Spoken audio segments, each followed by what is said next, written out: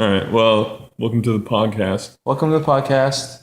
I am Arthur. I'm Walid, and I don't think we have a name for the podcast. We don't yet. have a name, but this is the first and hopefully not only podcast. Yes. And it'll just be us shooting the shit and hanging out and talking. Yeah. Yeah. I mean, we're just gonna talk about shit that we like, and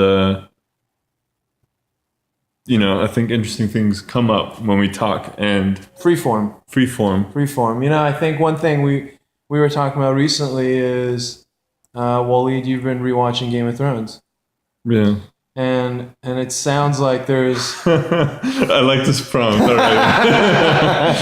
well, I'm curious because I think I'll be honest, I haven't felt an urge at all in a few years now, maybe 3-4 seasons. Yeah. To ever revisit it. And it's weird to me because I do enjoy it. I like the story when I watch it. I like the show. I've never read books. But I like it when they're on TV. I try to catch the episodes. But the moment I watch them, I have no desire to ever see them again. Is that something that you've run across now that you're kind of rewatching it another time? Yeah. Oh, well, So I'm rewatching season 1, and I'm seeing some of these episodes probably for the third time. And I'm like, well, here's the thing. I remember the first time I saw it, I was like, wow, these production values are amazing. This acting is solid. They're really hitting all the right notes. But when I'm watching it now, for the third go around, really noticing that it's actually not that good. Like the acting is not that good. And the production or the costumes are nice. Overall, it actually really has a TV feel. Whereas I think when I saw it the first time, I'm like, wow, this is like cinema quality. But it actually really feels like a really well-made soap opera. And I think the reason why, I was impressed the first time was, having read the books, I'm like, wow, okay, they didn't blow it completely. Like my expectations were so low on some level that they would fuck it up that when they're right, even somewhat. And still, compared to what else is out there, it's pretty good, but there's some rough edges. There's some rough edges. But like you said, you're coming from a perspective where you read the books, right? Yeah. So for people out there who haven't read the books, do you feel like you're seeing anything different now? I mean, like for me, when I first watched it, I had no idea what it was.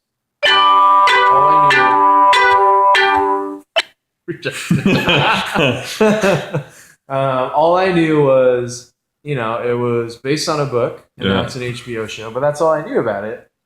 And I'm curious. Maybe I think for me, part of the reason I haven't really gone back to watch it again is I feel like it's so plot driven. Yes.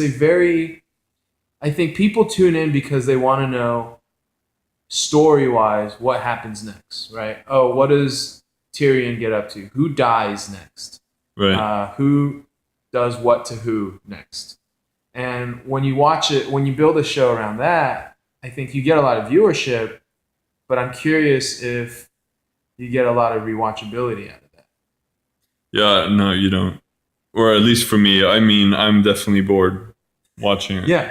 Yeah. I'm watching it with my girlfriend now, and she has never seen it, and she's never read the book. So for her, it's interesting, and she's enjoying it. But I have to admit, it's kind of like, I've been down this road before. I know what this dance looks like, right. And it's kind of like it just doesn't have that rewatchable. It's not something you can kind of go back on and meditate on. That there's lots of deep layers to. Someone killing someone. Yeah. That's kind of like the thing. Like when it came out, it blew people's minds because, hey, we're not afraid to kill people. Right. We don't mind going there. And It's like, oh, wow, you went there. Yeah. But once you kind of got that kind of party trick out there. Yeah. And there's, now you're kind of invested in the characters and you want to see what happens to them. But the second time around, and when you know what happens to them, it's not that much there. Yeah, there's other things I'd rather watch. That's the tough part. I think that's what happened with me is the moment hey, Ned Stark dies. Yeah.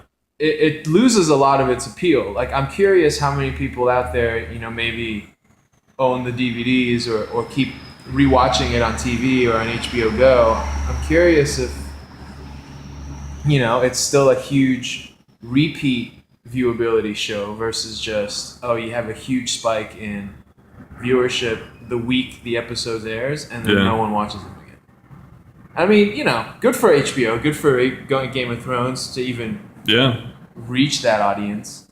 But I'm curious, if there are different models, right? Or there are different models for consuming it, and there's some shows and some movies out there that build a lot of its value from repeat viewings. Yeah. Although, I would argue, on the other hand, it's actually really, really difficult to make rewatchable, layered, deep shit. Yeah. I would say, as far as the plot-driven, that mechanism, they did it really well. Yeah. Oh, absolutely. Oh, yeah. This is, by no means am I trying to knock it. Yeah. It's still... Well, we're knocking it, but... We're knocking it, but, we're nitpicking. Yeah. It's still... This is going in with the understanding that, obviously, Game of Thrones is huge and successful and amazing and infinitely better than probably 95% of shows out there. Yeah.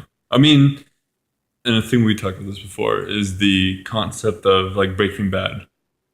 I also think Breaking Bad, similar to Game of Thrones...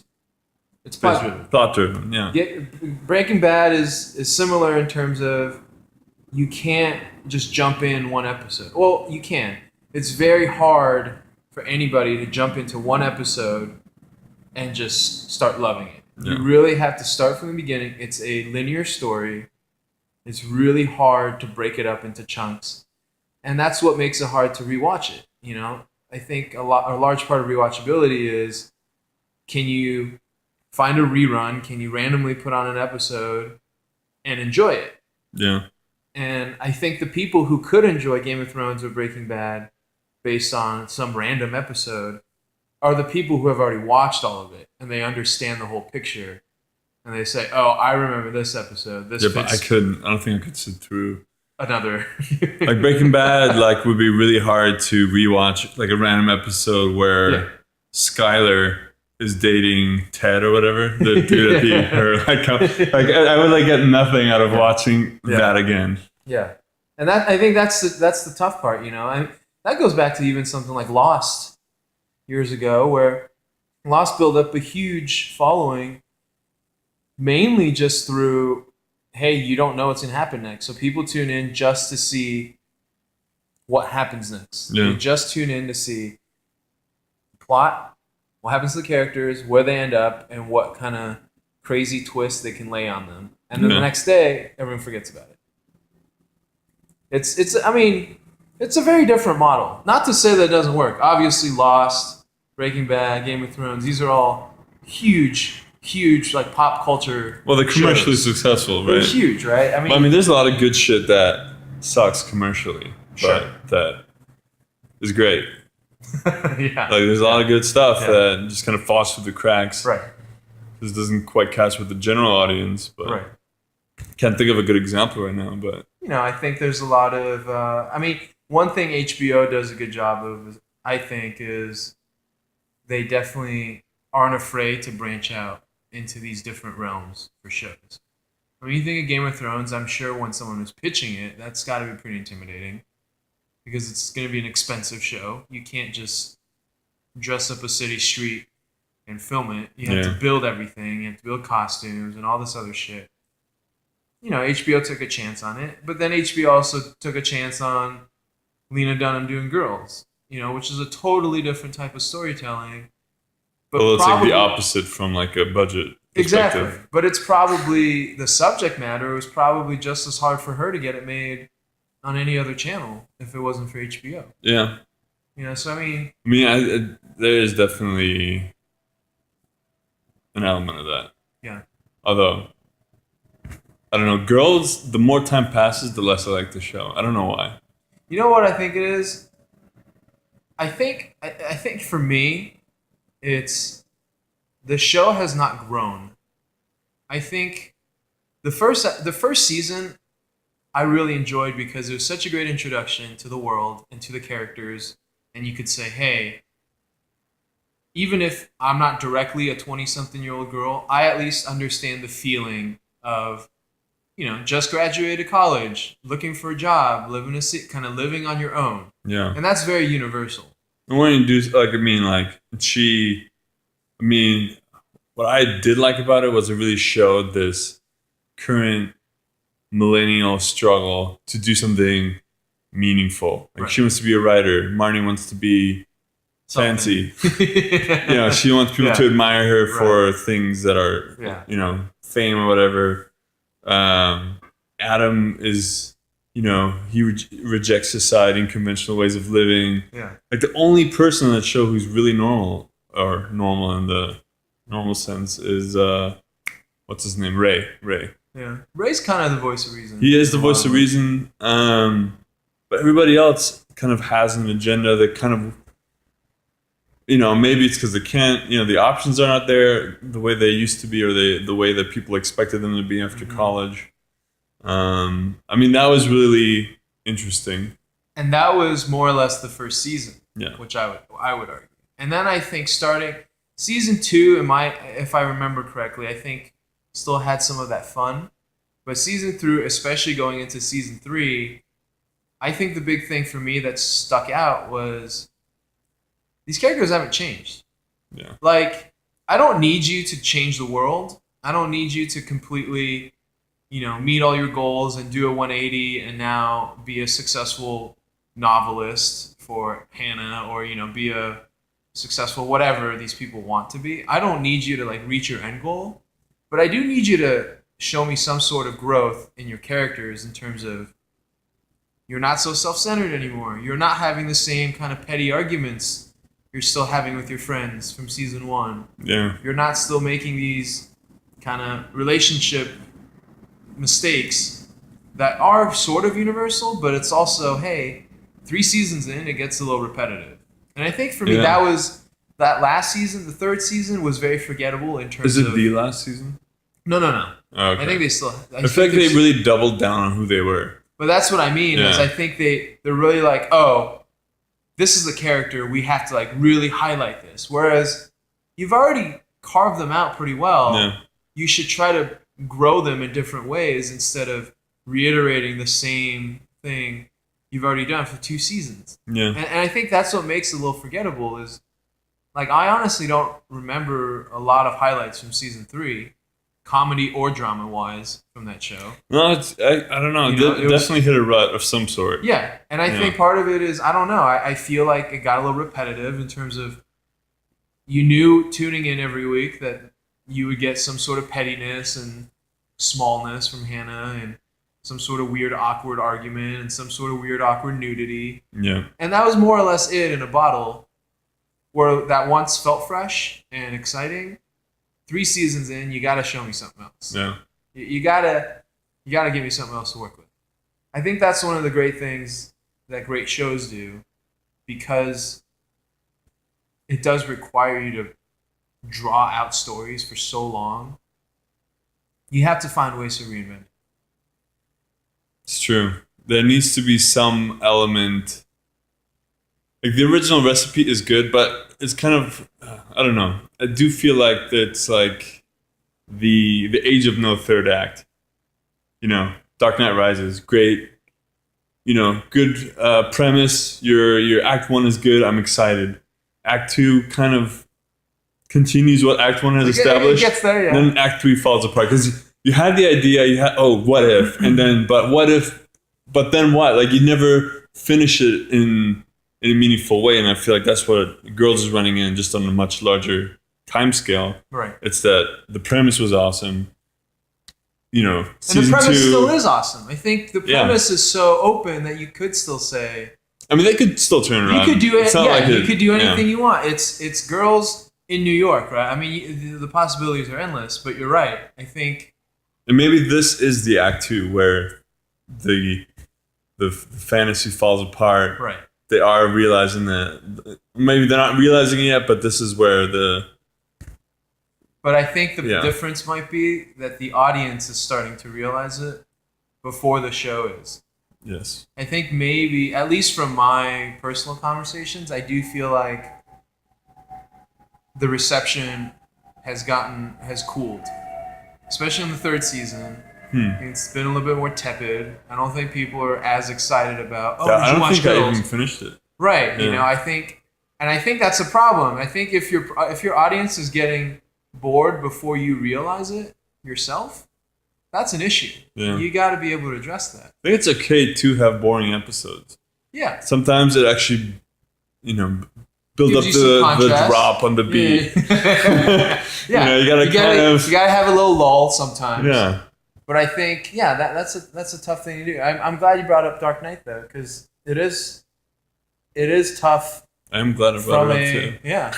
Well, even from a show or movie standpoint, I think it's tough to actually pay off good ideas. It's hard to finish. Finishing is fucking hard. Finishing is fucking hard. Yeah. Yeah. I think a lot of what people run into is the premises are good. Yeah. These premises sell tickets. Like, oh, wouldn't it be cool if? Avengers. Yeah. Okay, now It's like, alien fight in New York. Wouldn't it be cool if you had 6 superheroes in one movie? Hell yeah, that's cool. Yeah. Now, what does it mean? Nothing. It means a lot of CGI fighting. I mean, it's really like, as a little kid, oh, what if that? Yeah. And it's like, as a kid, you're just picking those superficial characteristics that seem good. But that sells. See, that's the Yeah. thing. It still works.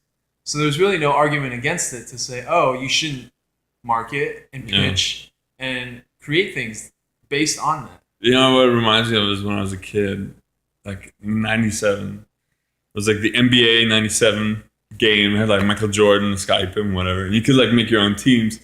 And being a kid, I would just pick the players that had the best stats. Yeah. I'm like, I have the team with the best stats. They're the 5 best guys. Yeah, and then I would like talk to people like, oh, who would be the best team in the NBA if it could happen? And it'd be like Michael Jordan, Scottie Pippen, like some of the some I don't even remember.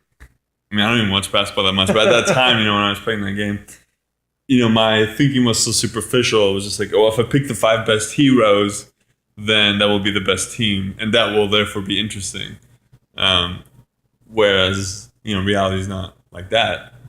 You go into a movie, superhero movie, okay, you have your little archetypes, your tropes of heroes, but then what story do they follow? Oh, it's the exact same thing. Good versus evil, beat the bad guys. Or maybe there's a twist. Like, the twist is the new good versus evil. Yeah. Like...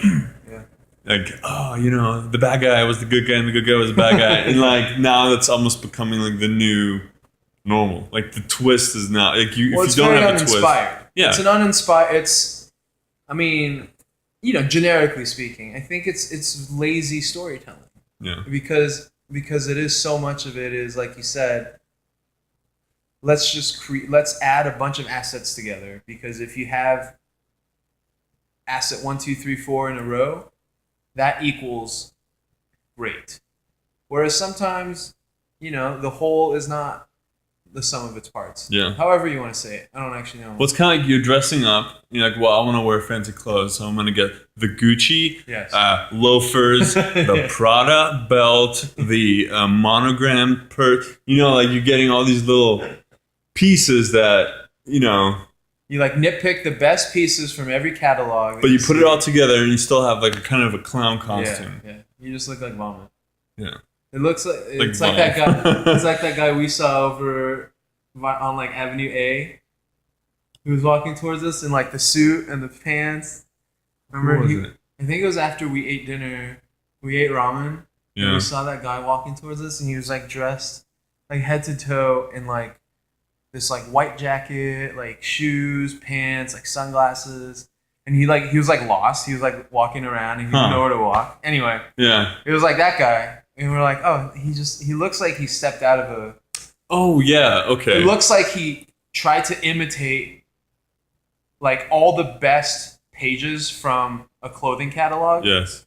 Squeezed into one, but he just looks so ridiculous. Yeah, because there's no real story pulling that together. There's nothing there. It's just, hey, this looked cool, so I threw this cool thing next to this cool thing next to this one. Well, we've talked about cargo cults before, right? Cargo cults, okay, so I guess like in World War II, there's like these little, like, I guess Pacific islands where First, like the Japanese military would set up, and they would, bring supplies and stuff to reinforce their troops, and then later on the Americans came. But anyway, they had these local people that were indigenous to the island, and they saw these airplanes bringing cargo, like stuff, like food and machetes and compasses and all these cool things. And anyway, when the war was over and there was no more Japanese or Americans there, and the military pulled out, you had these like abandoned airstrips, and so these local sort of tribal cultures would like make radio towers out of wood. They would make little radios and little flag things that they like, as if you were waving down an airplane, and they were imitating all the shapes of what it looks like when is this going? Yeah, we're good. So they would like radio. It's just a piece of wood, but they're like pretending like they don't even know what they're saying, but they're essentially aping the superficial characteristics without understanding the concept of supply chains, or but they're oh well, if I perform the ritual like the others did, then cargo will come from the sky. It's like to them it was like they were performing a magic spell and cargo would arrive. And in a similar way, a movie like that to me is a cargo cult movie where I'm aping all the elements of a good movie. I have the good action. I have the special effects and the fireworks and the hot girl and the cool guy, and it's all coming together. But no, you don't. You just have all these superficial trimmings with none of the sort of core essence where I'm like, okay, there's no supply chain. There's no greater scheme within where these little attributes I think together. They're working from the outside in. Yeah. They're saying, hey, let me build up the shell and polish it and paint it really bright and make it look really good, but there's nothing on the inside. Yes. Whereas I think anything that's good, or maybe subjectively speaking, anything that I find good and interesting, I think you can tell that there's something in the middle of it. It came from somewhere. There was a kernel of an idea, or there was some kind of perspective or debate at its core that kind of gave birth to this. Yeah. And then someone was able to harness that and kind of mold it and say, hey, wouldn't this be interesting if we present it this way or that way? And that's the thing. I think something like, back to something like Girls, I think that's one of the reasons why I really liked it in the first season is I felt like I connected with it. Again, like I said, I'm not a 20-something-year-old girl. At that point, I wasn't living in New York. Apparently, like the biggest group of one of the biggest groups is like 40 to 50-year-old men. Really? Yeah. Read that however you want to. Okay, yeah, you're not a 20-year-old girl. At the time, it's like, yeah, okay, I couldn't directly relate to any of those things. Like, I didn't know where Bushwick was, right? I didn't directly know any of those stories, but there was still, you could still feel there was this universal quest, right? Of kind of, hey, I'm a 20-something, I just graduated college, I'm trying to make it on my own, I'm trying to create something. Yeah. And that kind of pitch, or that kind of core of the story, was what I got out of it. At least the first season. Yeah. And you say, okay, well, that works, because that's very appealing to a lot of people, regardless of demographic. And you can work with that. But the moment you lose that, and you say, oh, wouldn't it be funny if you just pitch maybe like visual jokes or something? Yeah. Maybe you lose that core, and then you're like, oh, well, then maybe that's why it starts feeling a little hollow or repetitive. Yes. Yeah, it did just kind of hollow out after a while. But I mean, it's not too late. I think they could turn around in season 4. For their own sake, I really hope they do, because I really, really want to like it. Yeah. There's no reason why I shouldn't like it. I mean, you are invested in those characters. I like them. Yeah. It's just a matter of it's getting a little repetitive. Yeah. And that's the big thing is you have to be able to give people new textures. You have to be able to present something new. You can't just keep reiterating the same points over and over again. People get it. you're petty and you're poor and you're whatever. You got to move on from that. How does Hannah grow from being petty and being poor and being unemployed and being in a bad relationship? What does she do from that? Like, Yeah. how does she learn? And as long as she can't learn anything from it, it's kind of wasted. And I hope they just milked another season for viewers, and they're stretching it out, and there's like redemption or Yeah, I hope so. some sort of revelation. I hope there. there's some sort of revelation there to say, okay, I see something growing here. Yeah. I see my life in a different perspective. But speaking of revelations, when is Gone Girl coming out? October 3rd. Okay. Why are you excited? I mean, I Gone actually Girl. don't know that much about it. Like, I saw the trailer. So Gone Girl, I don't honestly know that much either. Gone Girl apparently is, it's based on this novel by Gillian Flynn. Never read it. Yeah. I know some people that have, and they really like the book. Up until Fincher got involved, I never even heard of it. I had no idea. Part of it is, I think, because I just don't really read fiction. Sure. But it was a huge seller. Like, people loved it. I think Fincher got attached. The author, Gillian Flynn, actually wrote the screenplay also. So she came on board, and she basically adapted her own story. And from what I heard, the story is very, complex. There's a lot of kind of different narratives that try to throw you off the mystery. I mean, the trailer kind of sets you up that this is complicated. The trailer, I think. Well, I was talking to Catherine, who has read the book, and I was like, and she watched the trailer, and she told me she could kind of identify what parts of the book they were filming or showing in the Yeah. trailer, and she told me that it basically gives nothing away from the story. Really? It's basically, you think you might know, it gave nothing away from the entire story. But Really, that gets me like way more excited. it's very exciting. But I think the other part of it was I had heard that Fincher and Gillian basically recrafted the entire third act of the story. Because she was already so intimately involved in it. Yeah.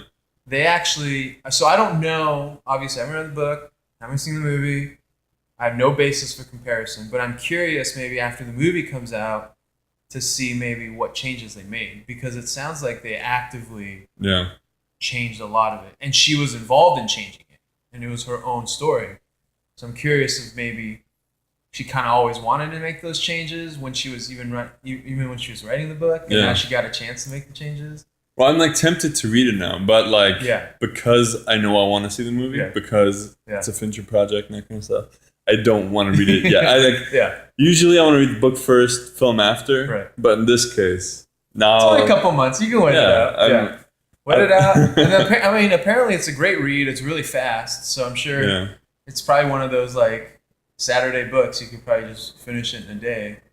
So I wouldn't.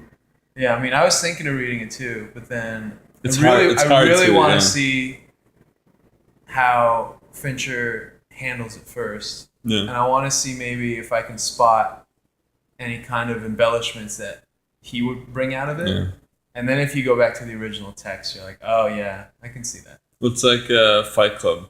I never actually read the book. Oh yeah? But Palahniuk, I guess, went after seeing the movie and said the movie's better than the book. Yeah. I remember he was saying like, why didn't I fucking think of that? Oh really? Yeah. Like in an interview. There were parts where he was like, I should have fucking thought of that when I was writing the book. That's brilliant. Yeah. See, I feel like because of that, I'm like hesitant to read the book first. I feel like, especially because the author's involved with the screenplay and stuff, it's like this is almost like you revisited the material, and I can't help but imagine that revisiting that material through somebody else's lens, you probably got rid of some stuff that was good but not great. Yeah. You probably strengthened it a lot. I Yeah. have to imagine that that's the case. Yeah. Especially if Fincher's involved. Fincher's involved. I think one of the things I'm really excited for is just even watching the trailer. I remember we watched the trailer. We saw the trailer in the theater when we were watching something else. And I remember even when kind of the first one or two frames came on and they had Trent Reznor's score over it, you could kind of tell it was a Fincher movie. Yeah. Like, even if you didn't know whatever the fuck project it was, the compositions, I mean, the way this guy markets his movies, he cuts it, the way he makes the posters, the way he kind of controls everything. Yeah. Which I think some people might see as a bad thing. You know, maybe it's like, hey, we have marketers, maybe you should outsource that to the marketers. But hey, if you feel passionate about it, why not control it? Right? But I feel like in the theater, when that trailer came on, I was like, I'm excited. Obviously, I'm biased. Yeah. You think like the way, he shoots, he cuts, etc. His aesthetic is fairly non-replicated. I think.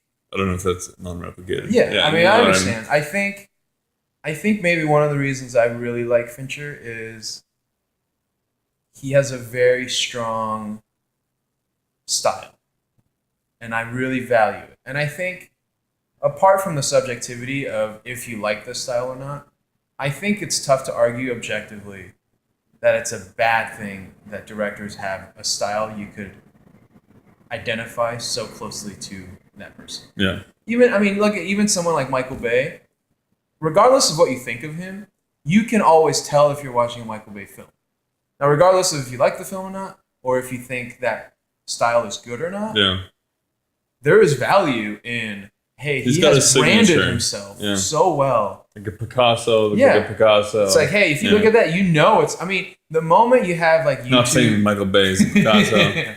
But the moment you have like YouTube videos ripping off your style, where you have like the people like mocking him with like the low camera angles and shit like that. Like if you're mockable, it shows that you're doing something well. Yeah. You're doing something really well. And I think Fincher to me is, objectively, he has a very strong style that is, I associate very closely to his name. And then subjectively, I really enjoy that stuff. Yeah. I think anyone who's like anyone that's like House of Cards has liked Fincher's style. Yeah. He has run that entire show as an executive producer. I mean, there's a reason why that palette looks so consistent episode to episode. Yeah. I'm sure he's controlling all of that. Yeah, I thought you sent me an article or something where it was talking about like how House of Cards came out with an aesthetic, and obviously it went through the hands of multiple directors, but it's basically, here's the toolkit. Yeah. We're all using this toolkit. Right. But, use your thing to shoot it, but these are the Don't parameters. Stray from that. Yeah. Actually, it's funny. I think, I'm not sure if they still have it, but I know Netflix released commentary tracks for House of Cards at one point. I think season 1. Yeah. I don't know if they still have it up, but on the streaming, they had, I don't know. Why would they take it down? It seems like such an obvious thing. I don't know if it was a temporary thing or not. I haven't looked, but I know season 1, they had released commentary tracks with certain individuals involved for all 13 episodes of season 1. Fincher directed the first 2, so naturally I listened to those first. But I listened to this other one, I think it was maybe episode 4 or 5 or something. And the director was saying exactly that. And he was saying, oh, well, Fincher wasn't directing these anymore. He had moved on to other projects. But he would still see the dailies. He would still see, like, rough cuts. Yeah. And he would give notes as if he were on set and directing it himself. He would give us notes like, you can't use that camera move. You can't shoot that shot. Like, he would still be telling them how to show. He had, like, veto power. He had veto, more or less. That's what it sounds like. And it's like, okay, yeah, maybe he wasn't actively directing them after the second episode, but you feel that style in all 26 episodes.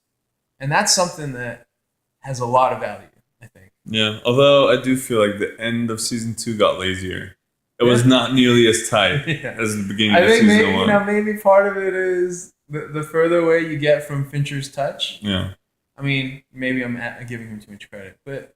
Well, I mean, the other thing is that I think you could... My opinion is that House of Cards, 1 season was enough. You don't need... Season 2, I think, added nothing of substance. It kind of replicated a lot of the formula from the first season that was successful.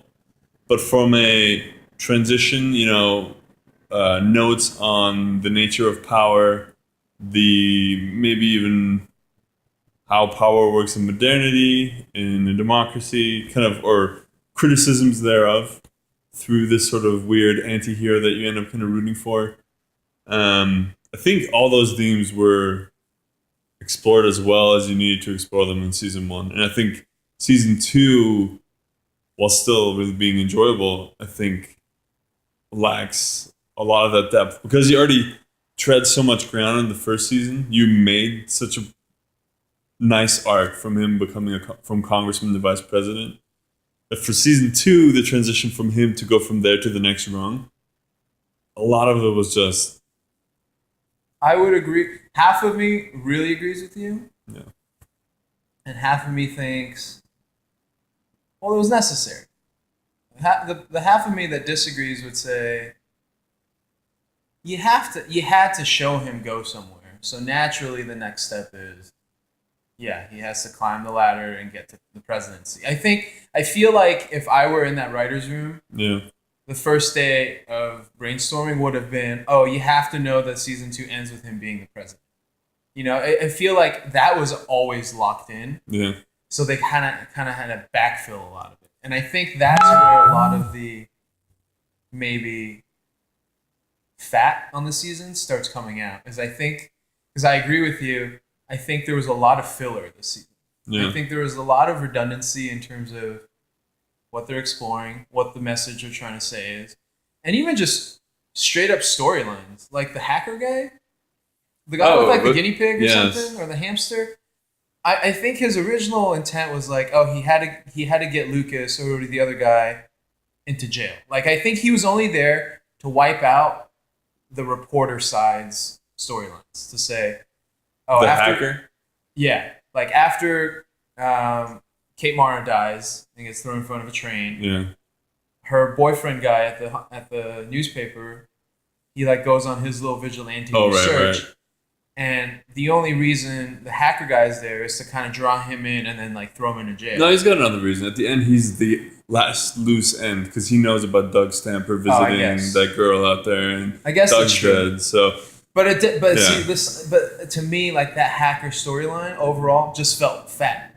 It felt, yeah. It's like you're devoting. Do you mean like sort of superfluous? Yeah. It's like you could have trimmed it all down. You didn't really need it. I mean, you could have had a really, really abbreviated version of it, I think. Yeah. And then I think you lose a lot of soul. I think we talked about this. I think part of the reason season one was so good was you had Pete Russo. And you knew that I think you could identify with Russo in terms of he was the human side to Underwood's non-human actions. Yeah. Russo he was a mere mortal. Yeah, Russo was mortal. He was flawed. You kind of felt for him. He felt vulnerable. Yeah. You always knew, like, maybe he wasn't that safe. And he kind of kept you in the game. The moment he died, in season two, who do you have? You don't really have a heart anymore. And maybe that was what was missing. In season two, you have the hacker dude. You have Claire.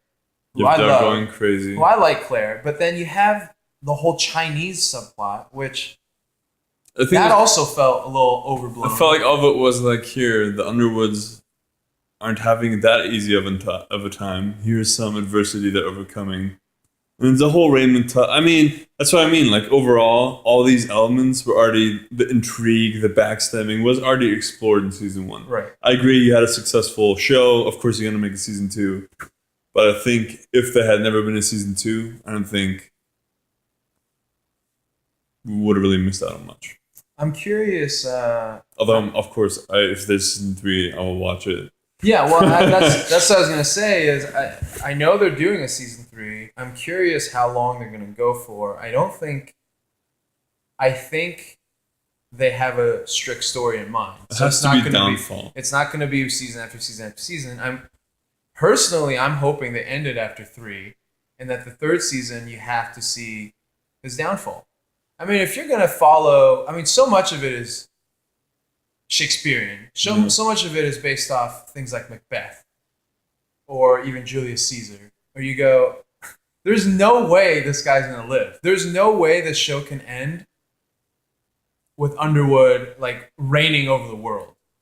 It's gonna have to end in tragedy. It's gonna have to be. It could end like that. Maybe it would be to say, reality is The reality the bad guys you win. get to the top. Yeah, it could be. At the very top, you have to be this kind of person to make it. I mean, maybe then it's just my wishful thinking coming through. Is I would think like the moralist theme of. I think the theme of it is you don't get away with this. Tragedy finds you. You know, Macbeth and Lady Macbeth do not survive. Yeah. All right, you don't get away with it. So, you know, I'm curious to see that downfall. Though. I think that would be very exciting if you gave me those 3 seasons, where you go season 1 he gets the vice president, season 2 he gets the president, season 3 he figuratively or literally dies. Yeah.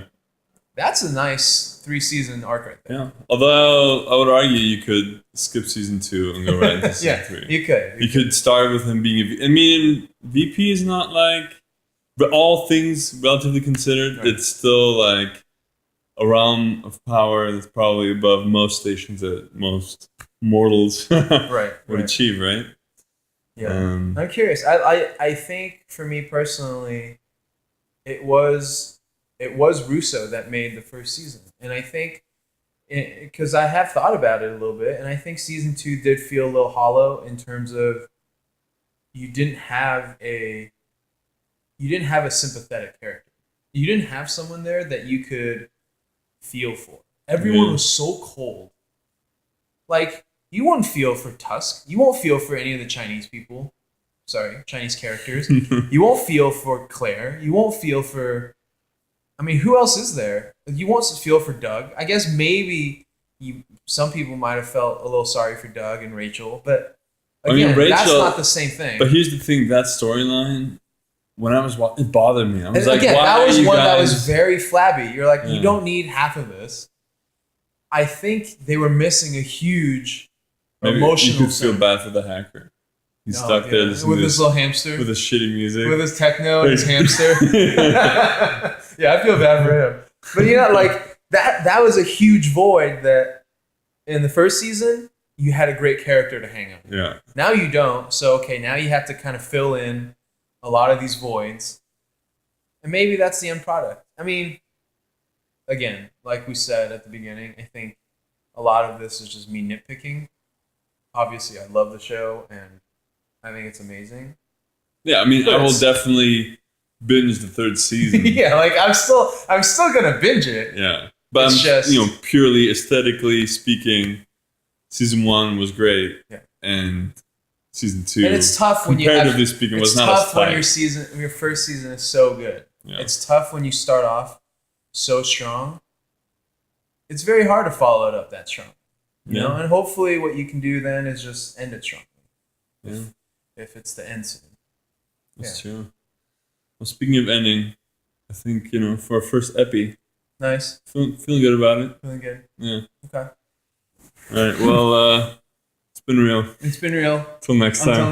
Until the next episode. Do like beatbox or something? All right.